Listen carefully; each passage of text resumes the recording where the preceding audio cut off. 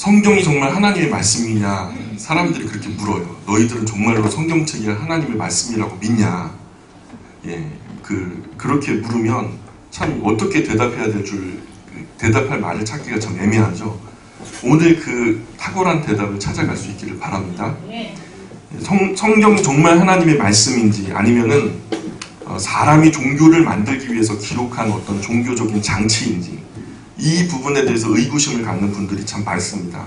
그래서 신학을 할 때 교회를 또 리더하고 하는 목회자를 양성하는 게 신학이잖아요. 신학을 할 때 이 문제에 대해서 굉장히 진지한 자세로 다룹니다. 성경을 읽어보면 사람이 한 말도 있지만 사람을 통해서 뭐라고 말씀하시냐면 하나님께서 말씀하여 가라사대 이렇게 표현하는 것도 있고 또 어떤 부분은 하나님 말씀이 내게 임하여 가라사대 그러니까 하나님의 말씀이 내게 임해서 내가 하나님의 말씀을 전달한다 이런 의미로서 기록된 부분도 있어요. 물론 기록은 사람이 했지만 자기 입으로 또는 자기 손으로 쓰는 그 글로 그 사람의 의견이 아니고 하나님의 말씀이 내게 임하셔서 이렇게 기록해라 저렇게 전하여라 하셔서 나는 기록을 하고 나는 전달합니다 라는 이야기가 성경에 많이 등장합니다. 일반적으로 사람이 어떤 책을 쓸 때 자기 이름을 내기 위해서 그 책에 저자라고 해서 자기 이름을 올리잖아요. 그리고 앞에 정말로 내가 썼다라는 것 때문에 뭐 사인을 하기도 하고 자기의 인장 도장을 갖다가 맨 뒤에 찍어서 저작권을 표시하기도 합니다. 그러나 성경을 기록한 사람들이 저작권을 표시하는 법이 없어요. 이것은 내 지식이다, 나의 글이다, 나의 사상이다 이렇게 주장한 사람이 단 한 명도 없다는 거죠. 언제나 하나님의 말씀이 내게 임하여 가라사대 하면서 하나님의 뜻이나 생각을 기록하고 있는데 그런 이야기들을 성경에 총체적으로 묶어 놓은 것이기 때문에 사람의 말도 조금 있지만 전부 묶어서 총괄적으로 우리는 이것을 성경 또는 하나님의 말씀이다 라고 표현하는 것이죠. 그래서 우리가 많은 분들이 야 이것도 하나님 말씀이야 저것도 하나님 말씀이야 라고 따지고 물으면 부분적으로는 하나님 말씀이 아닌 것도 있지만 전체적으로 성경 전체를 엮어서 하나님의 말씀으로 받습니다 라고 우리가 신앙을 고백하는 것이죠. 중요한 것은 성경이 하나님 말씀 되는 증거가 도대체 뭐냐라고 물어요. 뭐가 하나님의 말씀이라는 거야? 이것을 궁금해하는 분들이 많아요. 그런데 그 증거는 예수님 말씀처럼 열매를 보면 압니다. 열매를 보면은 그 나무가 어떤 나무인지를 쉽게 알 수 있겠죠. 열매를 맺기 전에는 이 나무가 이거다 저 나무가 저거다 라고 막 갑론을박하고 싸우고 막 그러지만 결국에는 싸우던 사람들이 입을 꼭 다물게 되는 것은 열매가 딱 열린 다음에 복숭아가 열렸어요. 이거 가지고 논쟁할 수 있을까요 없을까요? 논쟁할 수 없어요. 복숭아 열매가 열리는 순간 이것은 복숭아 나무가 확실해지니까요. 그래서 오늘 예수님 말씀처럼 열매를 보면 안다. 그 성경 속에 역사 속에 성경이 사람을 어떻게 변화시켰고 성경을 가까이 하고 성경으로 살았던 사람들이 어떻게 살았는지 삶의 자세 그 열매들을 보면 성경을 가까이 했던 사람들이 인류 역사 속에서 어떻게 나타나고 있는지를 가만히 살펴보자면 증거가 확실해지는 것이죠. 열매를 확인하면 나무는 확실해지는 거죠. 인류 역사상 가장 성경을 가까이 했던 나라가 있다면 어떤 나라일까요? 이스라엘이라는 나라겠죠. 우리가 이스라엘을 빼놓고 성경 이야기를 하기는 좀 어려워요. 왜냐하면 하나님께서 인류에게 성경이라고 하는 특별한 계시를 주실 때는 누구를 통해서 주시거든요. 그래서 이스라엘이라는 나라를 통해서 주셨다는 거예요. 저는 개인적으로 유태인을 좋아하진 않습니다만 또 유태인을 찬양하고자 드리는 말씀도 아닙니다. 그냥 인류 역사에 실존하고 지금 현재도 존재하고 있잖아요. 그들이 역사 속에서 분명히 세계 역사 속에서 굵은 획을 지금 그었단 말이죠. 그런 유대인들을 보면서 팩트 체크를 해보자는 거예요. 사실을 입각해서 그들이 남겨놓은 어떤 열매, 민족의 열매들을 살펴보면, 되짚어보면 성경이 우리 인류에게, 인간 가족에게 주는 열매가 어떤 것인지를 우리가 조금 엿볼 수 있지 않을까라는 생각이 드는 거죠. 성경을 가장 처음 접한 사람들은 이스라엘 민족이죠. 유태인들입니다. 지금 현재 유대 역사를 간단히 살펴보면 유대 역사는 모세로부터 시작되죠. 이미 끝났던 역사가 모세의 영도로 인해서 하나님의 인도하심과 모세의 인도로 인해서 모세를 통한 하나님의 인도로 인해서 다시 시작됐다고 볼 수 있는데 오히려 그거보다 좀 더 올라가다 보면 그 사실 그때는 꺼져가는 등불과도 같은 시기였고 꺾어진 갈대와도 같은 시기였다는 거예요. 그들의 역사를 보면 그 시절이 두 번 있었는데 한 번은 애굽에 잡혀갔을 때, 또 한 번은 바벨론에 잡혀갔을 때 꺾이워진 갈대였고 꺼져가는 등불이었다는 거죠. 그런데 그들을 끄지 않고 꺾어서 결국에는 죽여버리지 않고 지금 현대 유대 역사를 거슬러 간단히 보면은 모세로부터 시작했다라고도 보겠지만 조금 더 올라가서 아브라함으로부터 시작한다라고도 알 수 있죠. 그런데 모세가 이끌었던 후손들 지금 세계적으로 흩어져서 그리 많이 남아있진 않아요. 우리 인구는 우리나라 인구의 한 3분의 1 정도? 3분의 1 정도 숫자밖에 안 돼요. 그 중에 1990년 통계로 보자면 미국에만 648만 명이 거주하고 있고요. 이스라엘 본토에는 한 450에서 500만 명 정도가 살아가고 있어요. 그러니까 다른 지역에 사는 사람들 이래저래 다 합쳐도 한 2천만 명 안쪽밖에 안 되는 작은 민족이죠. 그 민족이 차지하고 있는 땅도 우리나라 강원도와 좀 비슷한 정도예요. 면적이 그렇게 크지도 않아요. 그 민족이 차지하고 있는 땅이 그렇게 크지 않아요. 그런데 그 민족에서 지금까지 전 세계에서 노벨상을 받아간 사람이 한 300여 명 되는데 300여 명 중에서 100명, 약 31%가 유대인들이에요. 그래서 이건 그냥 놀라운 일이죠. 민족적으로 전 세계적으로 민족이 한 200개 나라가 이상이 있는데 그 200개 나라가 하나씩 받아도 각 나라에 하나 정도밖에 안 되거든요. 그런데 유대에서만 100명이 나왔다. 특히 경제 분야 노벨상은 65%를 차지합니다.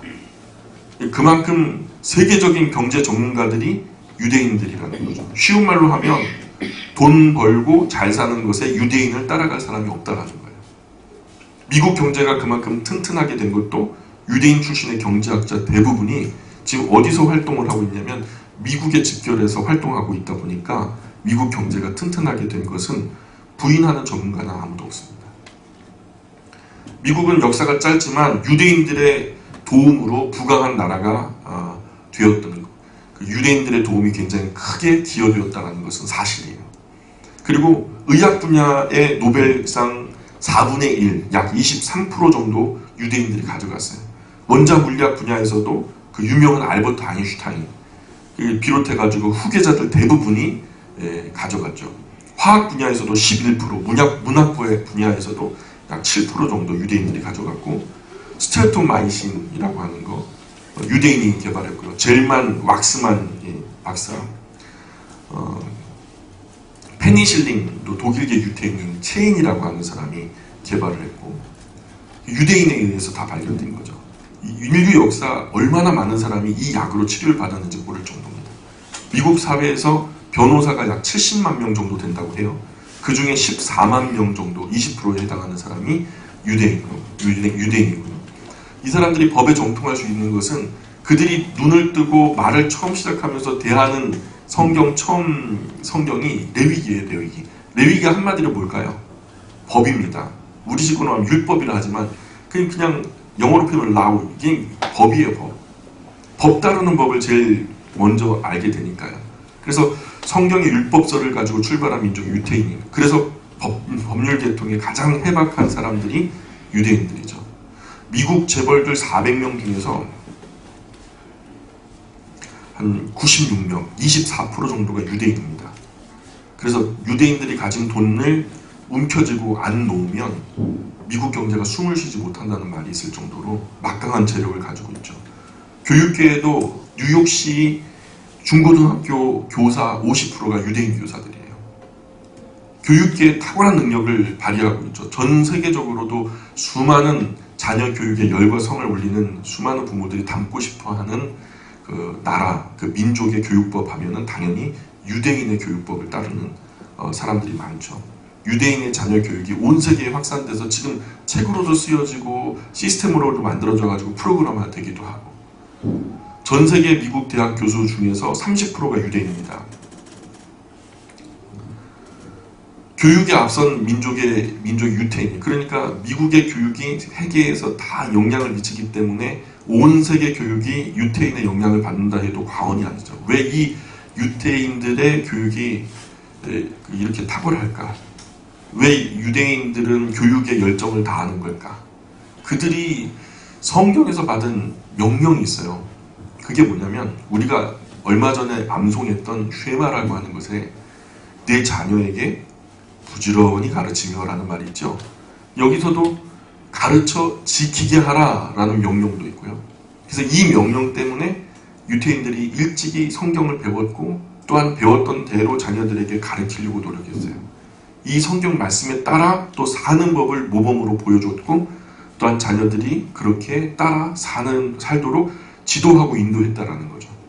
그래서 성경을 가르치는 일에 앞장섰기 때문에 유대인들이 교육계에 아주 큰 성과와 또 헌신을 하고 있다는 거죠. 그 유명한 프리스톤 대학교, 정말 명문 대학이죠.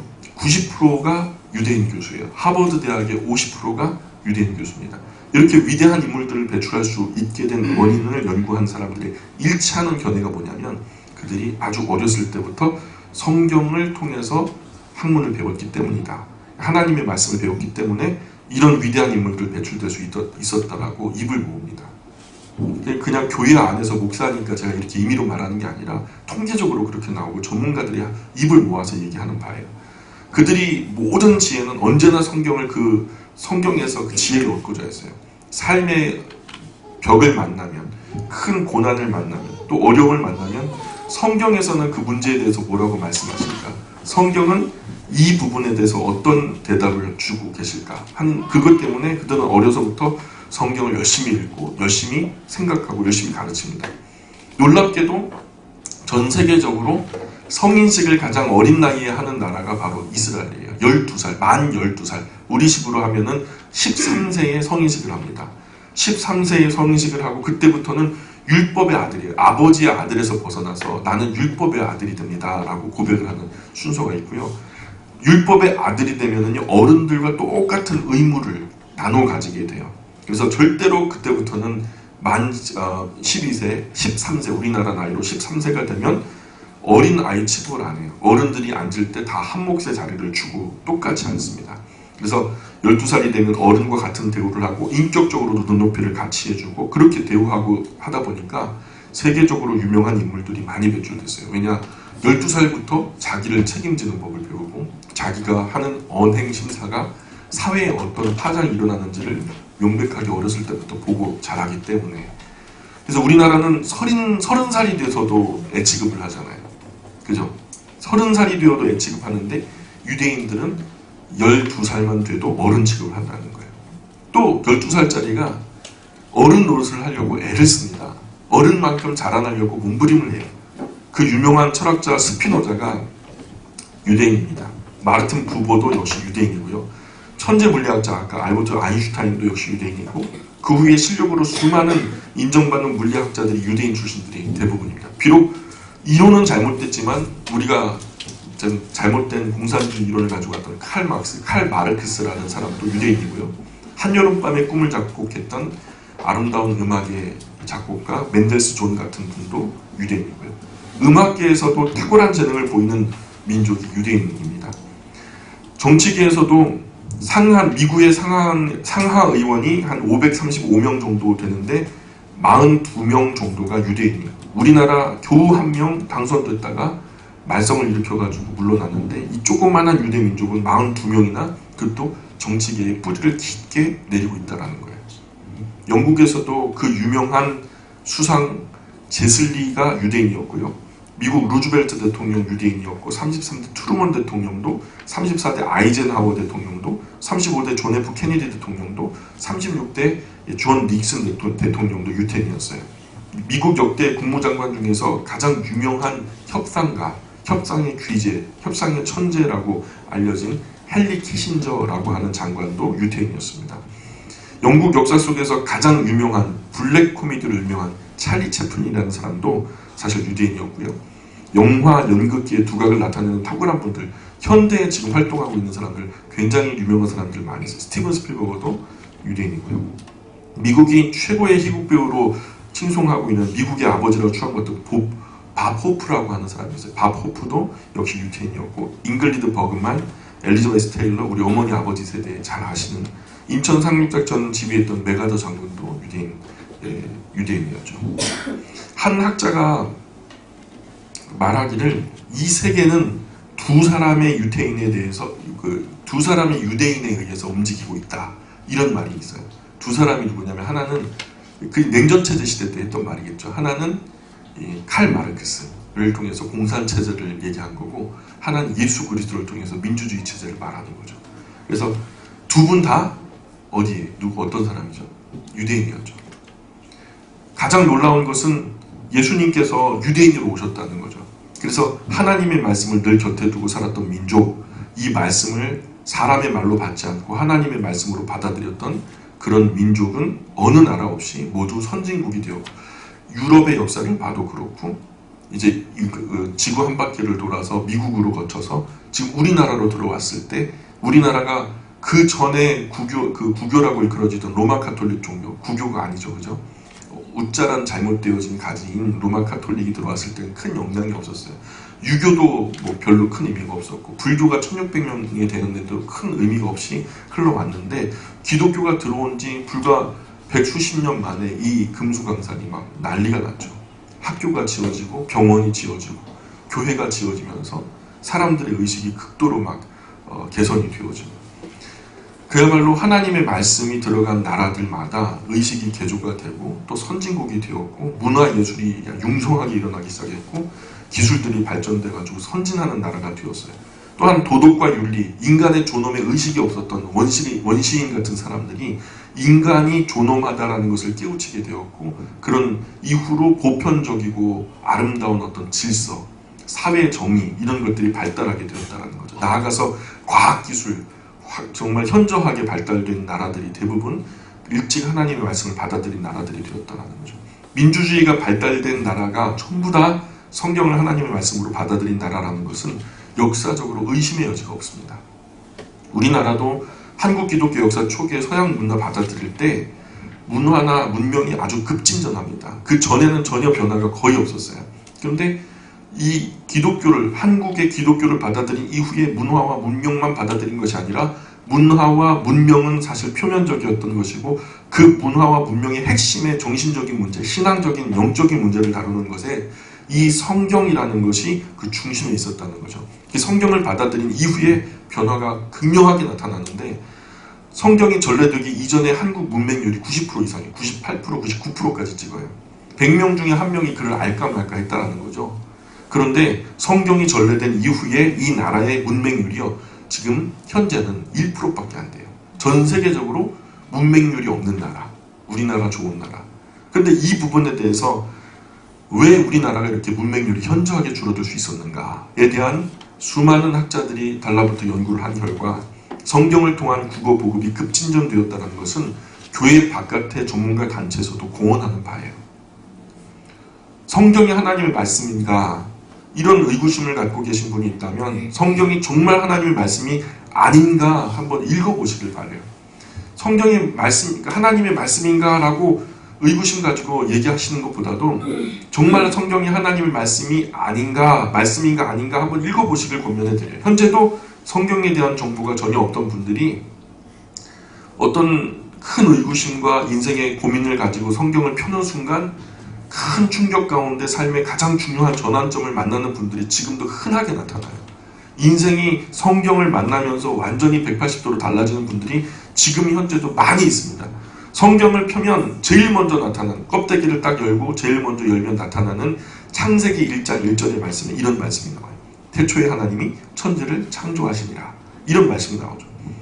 그런데 이 문장에 나타난 네 단어 중에, 네 단어가 태초, 하나님, 천지, 창조, 이 이야기들이 전부 우리가 생각할 수 있는 인지의 한계를 넘어서서 우리가 인식할 수 없는 세계라는 거죠.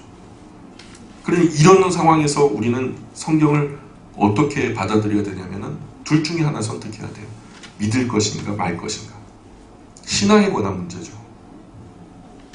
그 탁월한 답변이 없다면, 여기에 대한 답변이 어떻게 준비가 되지 않는다면 멈추지 마시고 1장 1절에서 멈추지 마시고 계속 읽으셔서 요한계시록까지 이른다면 이 땅에 유한한 삶에서 눈을 돌려서 정말 조물주가 우리를 위해서 펼치신 무한한 새하늘과 새 땅, 100년 미만으로 끝나는 이 땅이 아니라 영원히 이어질 다음 내세에 살 소망이 있다는 것을 우리가 확신할 수 있게 될 겁니다.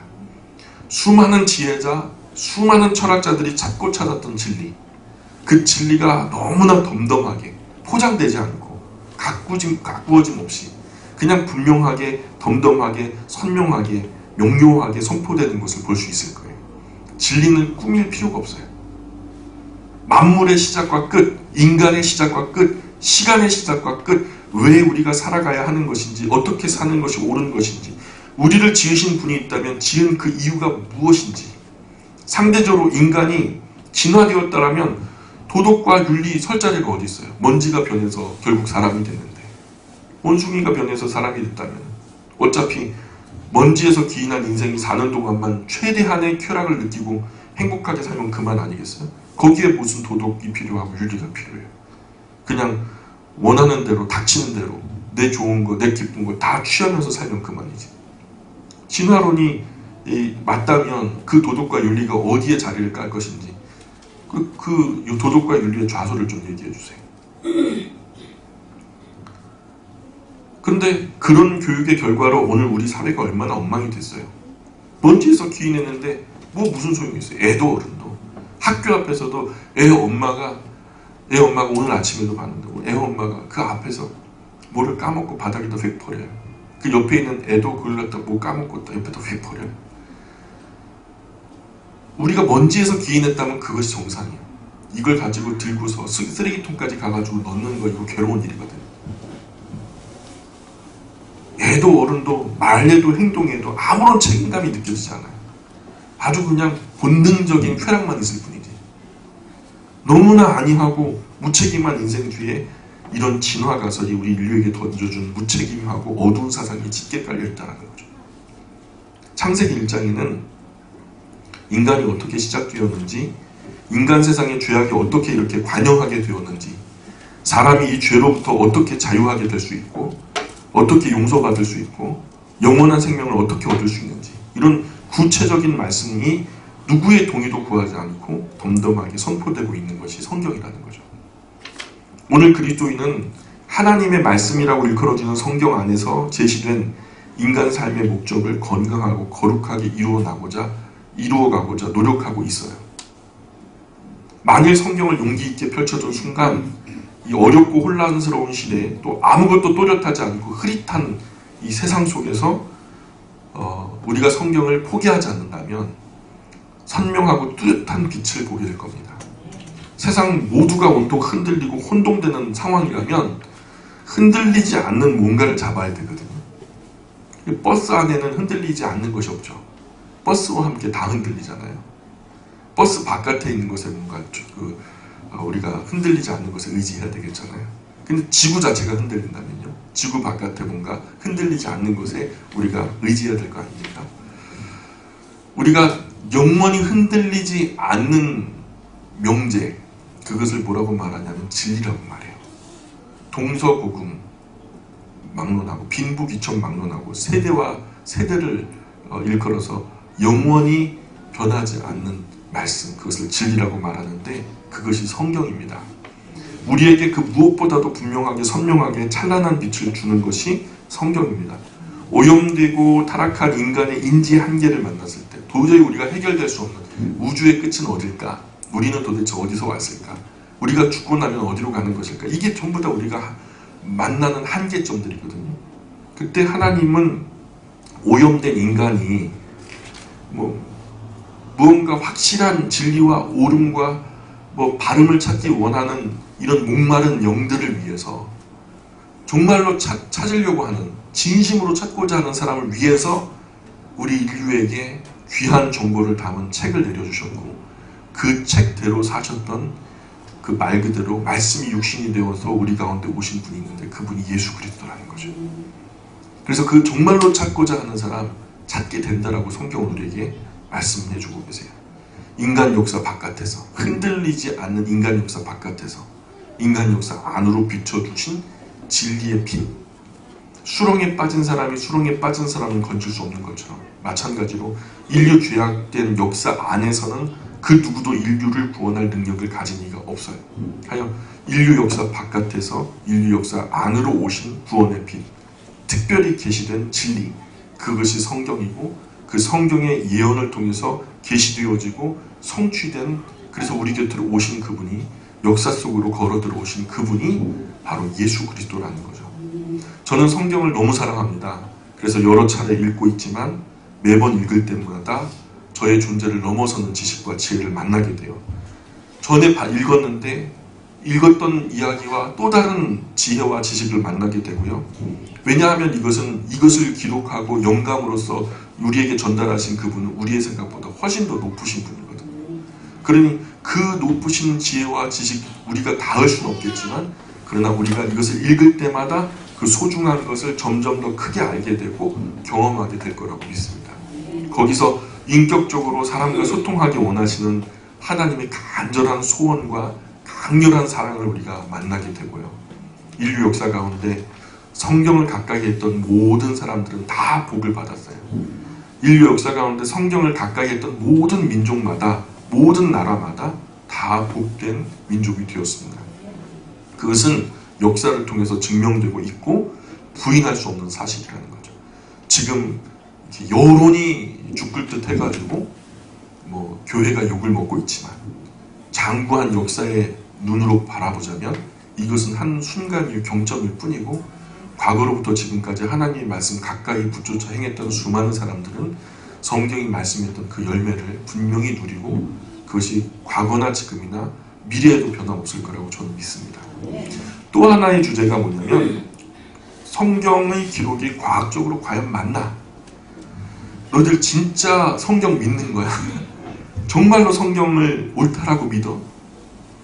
과학은 정말 유용하고 실용적인 학문이 맞죠. 그러나 성경에 있는 종교적이고 영적인 기록을 과학이라고 하는 잣대로 가늠하기는 어렵습니다. 왜냐하면 성경은 역사적인 내용을 기록하면서도 그 표현이 과학적으로 기록하는 것이 아니라 때때로는 시적으로 표현됐어요. 그리고 우리가 시를 공부할 때 과학의 잣대로 들이밀진 않잖아요. 이 시는 과학적으로 잘못됐어, 이렇게 말하진 않죠. 시는 시적으로 해석해야 되고, 과학은 과학적인 방법으로 대해야 될 명제들이 있거든요.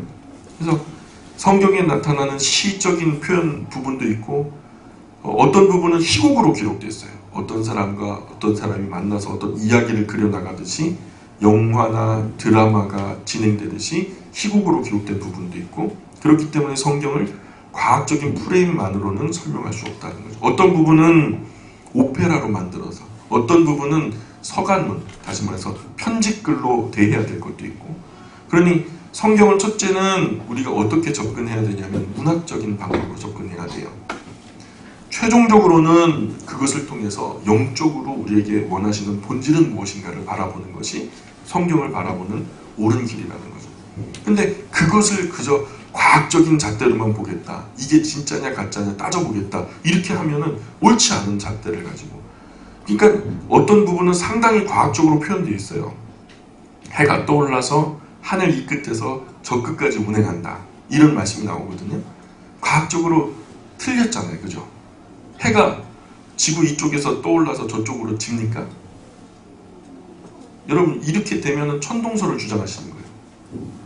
지구가 도는 것이지 태양이 도는 것은 아니니까, 오늘 과학의 천동설과 지동설 기준으로 보자면 분명히 그 표현은 틀린 것이 맞아요.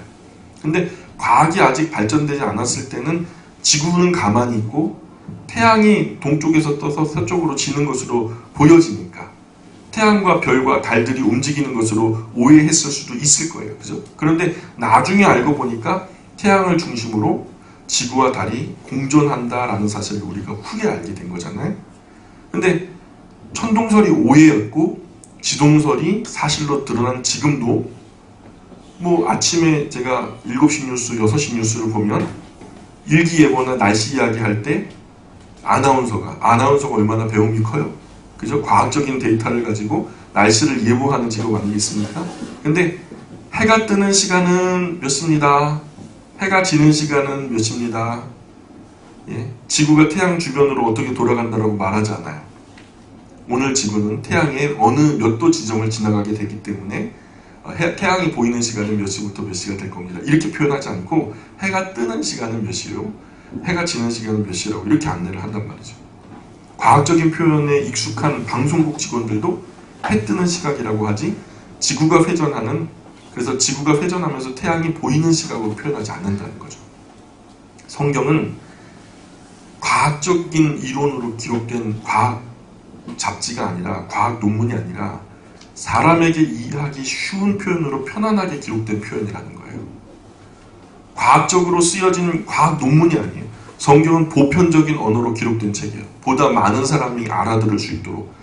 과학이라고 하는 특수한 전문 언어로 기록된 과학책이 아닙니다. 의사소통이 목적이지 과학 교재가 아니라는 것을 먼저 이해하셔야 돼요. 그럼에도 불구하고 성경 어떤 부분은 오늘에 알게 된 과학적인 정보를 담고 있어요. 지금 과학보다 훨씬 더 탁월한 면도 사실 성경 안에 있고요. 인류가 발견하기 훨씬 이전에 성경에서 벌써 과학 이전의 과학적인 표현을 흔히 만날 수 있어요. 뭐 공룡에 관한 기사도 그렇고요. 오늘 지금으로부터 2500년 전 공자 석가모니가 태어났을 시절의 기록인 욥기라고 하는 책을 보면 한번 같이 읽어보실까요? 26장 7절에 보면 이런 말씀이 나옵니다. 시작. 그 북쪽을 허공에 펴시며 땅을 아무것도 없는 곳에 매다시며. 예, 그러니까 땅에 아무것도 없는 곳에 매달려 있다라는 표현이 지금부터 2500년 전에 기록이 있어요. 충격적인 내용이죠. 옛사람들은 이게 무슨 말씀인지조차 이해 못했을걸요. 과거 지구 역사를 보면 옛사람들이 지구를 어떻게 이해했는가 보면 평평한 평지로 봤어요. 그리고 저 끝에 가면 바다 끝 어딘가에서 밑으로 추락하는 벼랑이 있을 것이다 이렇게 생각하기도 했고요. 네모난 정육각면체로 이렇게 이해하기도 했고요. 그런데 성경에서는 어떤 허공에 매달려 있는 상태로, 그리고 26장 8절에도 보니까 한번 읽어볼까요? 시작. 예, 그래서 최근에 와서 알게 된 사실인데 성경이 과학만의 기록은 아니지만 과학적인 표현이 덜어 있더라는 거죠. 뿐만 아니라 성경은 비가 오는 원리도 설명을 해요. 과거 그 대류 현상, 바다의 물이 증발하고 증발해서 구름이 되고 구름이 응축돼서 이슬점을 만나면 물의 분자가 가장 무거운 상태가 되잖아요. 그럼 서로 이렇게 밀도를 높이면서 물방울이 돼가지고 바닥으로 떨어질 때 이걸 뭐라 그러죠? 비가 되죠. 그래서 그 비가 다시 바닥에 떨어져서 농작물들을 살리고 사람을 살리게 한 다음에 다시 바다로 흘러가게 되어져요. 이게 수많은 어떤 대류 현상, 물의 순환에 관한 기록이 있는데 욥기 36장에 보면은 한번 볼까요? 36장 26절, 27절, 28절까지 말씀 한번 읽어보겠습니다. 시작. 하나님은 누구시니 우리가 그를 알 수 없고 예수를 할 수 없느니라. 그가 물방울을 가늘게 하시며 빗방울이 증발하여 안개가 되게 하시도다. 그것이 구름에서 내려 많은 사람에게 쏟아지느니라. 이게 2500년 전의 기록이에요. 이것은 이런 대류 현상에 대한 연구조차도 의식조차도 없었을 때 기록되어진 거예요. 과학이 아닌 계시적인 표현인데 오늘 과학적으로도 틀림없는 사실로 받아들여지고 있는 거죠. 더욱 놀라운 것은 지구 표면이 생물이 자랄 수 있는 온도 습도가 유지되잖아요. 근데 우리가 지구 표면을 그냥 드릴로 아주 좋은 드릴이 있어 깊이 파고 들어가면 파고 들어가고 또 파고 들어가고 또 파고 들어가면 뭐가 나올까요? 예? 안 파봐서 몰라요? 예, 계속 파면 반대가 나와요. 그 반대 나오기 전에 뭐가 나와요? 물컥하고 뭐가 나오거든요. 물 말고 더 깊이 들어가야 돼요. 흙 더 밑으로. 그죠? 마그마가 나와요. 근데 오늘 욥기 28장 5절에 보면 뭐라고 말씀하냐면 음식은 땅으로부터 나오나 그 밑은 불처럼 변하였도다. 그러니까 그보다 더 중요한 성경의 기록은 사람의 생명과 기원을 선명하게 맑게 밝히는 거예요. 세상의 어떤 원리를 밝히는 것보다 더 중요한 것은 하나님이 만드신 세상 모든 만물 중에서 최고로 아름다운 것이 뭐죠? 가장 중요하게 여기시는 것이 자신의 형상대로 지음받은 사람이 가장 중요하거든요. 그래서 하나님은 성경을 모든 우주 만물 과학적인 원리를 이렇게 밝히고자 기록한 것이 아니라 사람의 시작과 끝 그리고 그 안에 구원의 길을 여시고자 성경 말씀이 우리에게 기록됐다는 거죠. 목적 자체가 달라요. 그러나 병행 구절 가운데 간혹 과학적인 이야기를 하는 부분도 있어서 우리가 얘기하지만 그것은 본질은 아니라는 거예요. 나아가서 성경은 우리 인간의 내면까지도 환하게 들여다봐요. 사람의 마음 깊은 곳에 있는 숨은 죄악의 성향까지도 훤하게 드러내고요. 현미경이나 망원경으로 그런 마음을 분석할 수 있어요? 절대로요. 인간의 내면의 성향, 영적인 세계, 마음속의 심상, 마음으로 그려내는 심상까지도 성경은 환하게 꿰뚫고 있어요. 그렇다고 성경이 선포하고 있거든요. 히브리서 4장 12절에 보니까 같이 한번 읽어보겠습니다. 시작. 하나님의 말씀은 살아있고 원력이 있어 좌우의 날선 어떤 검보다 예리하여 혼과 영감이 관절과 물을 찔러 쪼개기까지 하며 또 마음의 생각과 뜻을 판단하나니 지으신 것이 하나도 그 앞에 나타나지 않음이 없고 우리의 뱃살을 받으시니 눈앞에 만물의 벌거벗은 같이 드러나느니라. 만물이 벌거벗은 같이 하나님의 말씀, 즉 성경 앞에 전부 다 드러난다라고 말씀하고 계세요. 우리 손에 들려있는 66권, 이 성경은 지금으로부터 3,400년 전에 기록됐어요. 3,400년 전에 기록이 된 것이 아니라 3,400년 전에 기록되기 시작했어요. 그래서 1,900년 전에 완성됐죠. 거의 완성됐어요. 그렇다면 이 성경이 기록된 시간이 대략 1,400년에서 1,500년 정도 걸렸다는 얘기죠. 그런데 지필자가 혼자가 아니에요. 그죠? 1,400년, 1,500년 사는 사람은 없죠. 그 안에 여러 시대에 걸쳐서 약 40명의 사람이 사전에 아무런 약속도 없이 따로따로 다른 시대와 다른 환경과 다른 배경, 다른 상황에서 기록을 했어요. 그런데 이것을 다 하나로 취합해서 연결한 지금 66권 전체 성경을 보면 마치 한 인격이 의도하에 이것을 기록한 마치 일관성 있는 기록으로 여겨져요. 맥이 연결이 된다는 거예요. 그래서 우리는 성경을 사람의 기록이 아니라 하나님의 말씀이라고 기록하는 거예요. 쓴 사람은 다양하지만 그 모든 사람을 영감하여서 영적으로 감각하여서 그들의 모든 배경을 활용하여 한 가지 목적을 이루고자 유기적으로 연합하게 해서 원전, 성경이라고 하는 귀한 책을 기록하게 하신 분은 한 분 성령님이시다. 데모노 섹스피어가 이런 말을 해요. 같이 읽어볼까요? 시작. 이 성경을 기록한 것이 하나님이 아니고 사람이라면 나는 그 사람을 하나님으로 섬기겠다. 셰익스피어가 성경을 굉장히 진지하게 읽었어요. 읽고 나서 생각하는 것이 이게 만약에 너희들 주장대로 이것이 그냥 기록한 것이 하나님이 아니고 사람이라고 해도 나는 그 사람을 하나님으로 그냥 섬기고 싶다. 섬기겠다. 이 정도의 표현은 성경에 대한 엄청난 찬사죠. 성경을 단지 어설픈 과학의 잣대로만 설명해서는 안 됩니다. 성경은 신학적인 자세를 가지고 겸손하게 살펴야 돼요. 우리보다 훨씬 더 높으신 지혜와 지식을 가진 어떤 지적 존재가 우리에게 내려주신 그런 지혜와 지식으로 받아들여서 또한 하나님의 말씀과 하나님의 뜻이 기록된 계시적인 안목으로 바라봐야 됩니다. 더 나아가서 성경을 제대로 이해하려면 성경을 기록할 때 감동하셨던 하나님의 인격, 그 하나님의 인격을 성경은 뭐라면 그리스도의 영 또는 하나님의 영이라고 표현하는데 그 그리스도의 영, 하나님의 영이라고 하시는 분이 누구냐? 성령님이에요. 이 성령님의 감동, 감화하심, 또 인도하심이 있을 때에 그 가운데 기록되었을 뿐만 아니라 읽는 사람마저도 감화와 감동 속에 인도하심 따라서 읽을 때에 이해가 되도록 만드셨다는 거예요. 그러니까 아무리 제 아무리 명문대학 교수라 해도 10번 읽어도 이해가 되지 않는 사람은 죽었다 깨어나도 이해가 안 돼요. 근데 성령님이 터치해 주시고 성령님이 우리를 바른 길로 인도하시고 우리를 정말 스승 되셔서 우리에게 깨우치게 하신다면 어린아이, 심지어는 글을 모르는 아이도 성경 이야기 듣다가 이것을 그대로 나의 전 인격으로 믿어들이고 또 받아들이게 된다는 거죠. 그래도 처음부터 혼자 성경을 사서 읽게 되면 이해가 되지 않는 부분이 많을 겁니다. 하나님의 영의 거룩한 의도를 이해하지 못하면 일반 사람들의 눈에는 성경이 정말 이해할 수 없는 책이거든요. 현대인들의 상식적인 눈으로 단편적으로 이해하려고 하니까 어떤 부분은 과학적으로 맞지 않다라고 원천적으로 불신하고 배척하는 입장에 서게 되면 한 번 미우면 이유 없이 미운 거예요. 그러니까 그 후에 성경을 대하면 성경에 나오는 모든 이야기는 비과학적인 내용이고 나아가서 신화적인 것으로 간주되어 버리고 치부되어져 버리고 결국 성경을 아예 읽어보지도 않은 채로 저것은 다른 종교의 어떤 다른 경전과도 차별화가 없는 그냥 신화적인 모조품에 불과하다. 뭐 이렇게 치부해버리는 거죠. 그러나 우리가 생각할 때 성경은 초과학적인 내용이라는 거죠.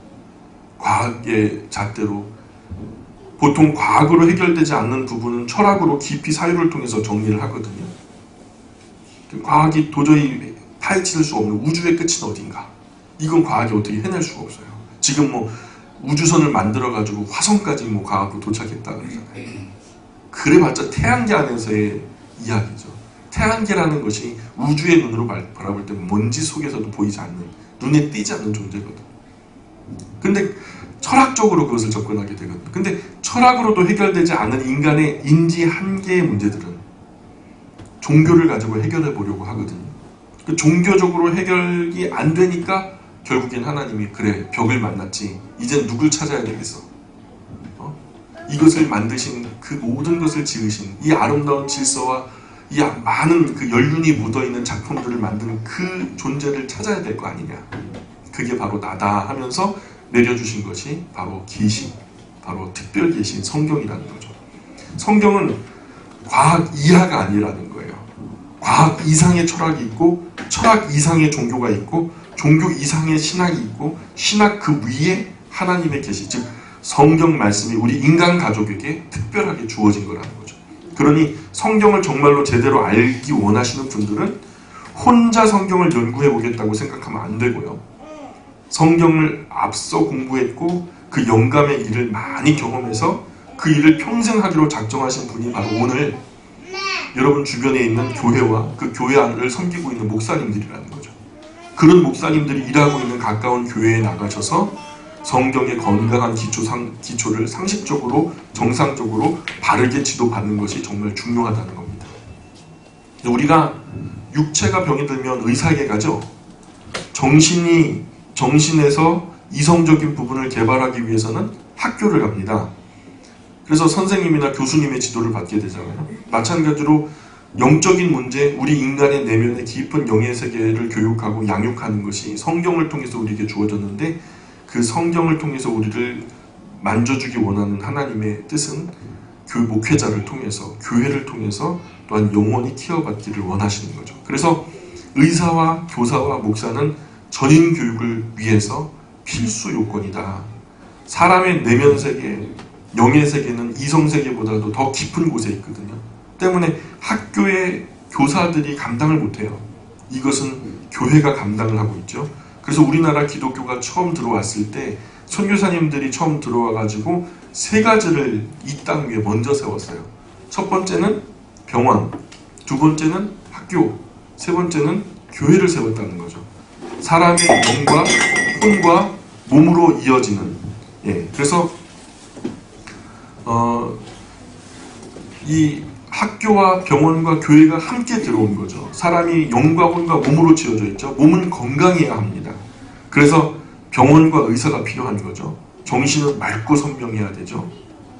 그래서 학교와 교사가 필요한 거고요.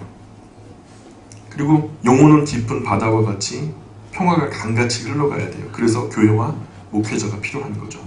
그래서 사람이 평생 살면서 꼭 만나야 될 사람이 세 사람이 있어요. 그게 누구냐? 이 정도면 아시겠죠. 의사와 교사와 목사를 만납니다. 그리고 병원과 학교와 교회는 꼭 있어야 돼요. 많은 사람들이 몸이 건강하고 정신만 멀쩡한 것으로 될 것이 아니에요. 그러나 진정한 의미의 전인격은 영혼과 정신과 육체를 통틀어서 전인격이라고 하는 거거든요. 그래서 이런 전인격 세 관계 안에 질서 있게 지어진 것이 하나님의 의도였고 계획이었다는 거예요. 이 전인격에 관한 모든 것을 유익하게 하는 복된 소식이 다 우리가 손에 쥐고 있는 66권 성경 안에 다 포함되어 있다는 거예요. 이 하나님의 말씀이 우리에게 얘기하는 것은 인간과 하나님과의 관계를 우리에게 설명해 주고 계시고 또한 인간과 인간의 관계를 우리에게 설명해 주고 계시고 또 인간과 물질과의 관계, 이 세 관계 안에서 우리가 어떻게 조화를 이루면서 질서 있게 살아가는 것, 그 인간으로서 아름답게 행복하게 사는 복된 삶의 모습을 이 성경이 우리에게 안내해 주고 있죠. 근데 단지 과학 한 가지만으로 세상 모든 일을 해결하겠다. 이건 진짜 편협한 생각이죠. 처음에 질문을 어떻게 했죠? 성경이 과학적으로 맞는 겁니까? 이렇게 질문했잖아요. 과학이 그렇게 대단해요? 과학이 그렇게 대단한 거예요? 건방진 과학. 예, 과학은 그렇게 대단하지 않아요. 인류가 과학을 굉장히 신봉하고 있지만 우리가 생각하는 것보다 과학은 훨씬 더 초라합니다. 과학이 다루는 것은 물질 세계예요. 그러나 우리 앞서 살펴본 대로 영적인 세계, 이성과 정신의 세계, 그리고 물질적인 세계가 있는 것을 확인했어요. 그런데 과학은 어디만 다뤄요? 세 가지 세계 중에서 물질적인 세계, 그것도 살펴보는 것만 한정되어진 학문이죠.